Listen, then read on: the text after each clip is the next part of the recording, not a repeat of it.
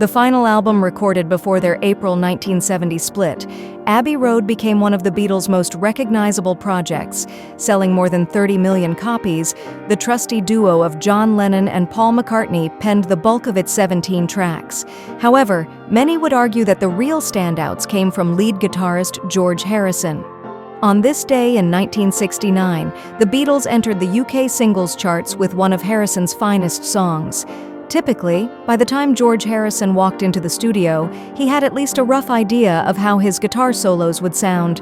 On the Beatles' Something, however, he threw all of that out the window. Now that, Harrison said in a 1988 interview with Guitar World, is an example of that kind of thing where I find roughly where I can go. Harrison, who died in 2001 at age 58, admitted, "I think also I sort of smoked something and I didn't really know what I was doing." After repeating the solo a number of times, the Beatles left for vacation. Harrison didn't hear the final product until they returned. "I was very pleasantly surprised because I did hit some right notes, and it did have a certain spontaneity to it," said the My Sweet Lord crooner.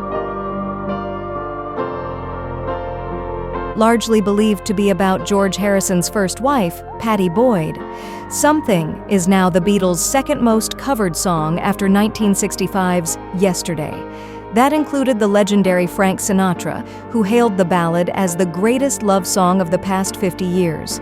Notably, however, Old Blue Eyes often mistakenly introduced Something as a Lennon-McCartney collaboration. Sinatra famously wasn't a Beatles fan, so this was exceedingly high praise.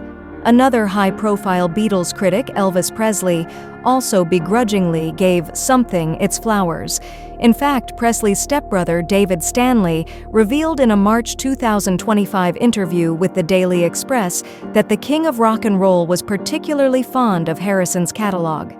He thought George was the most prolific writer. "He really liked his writing," Stanley said.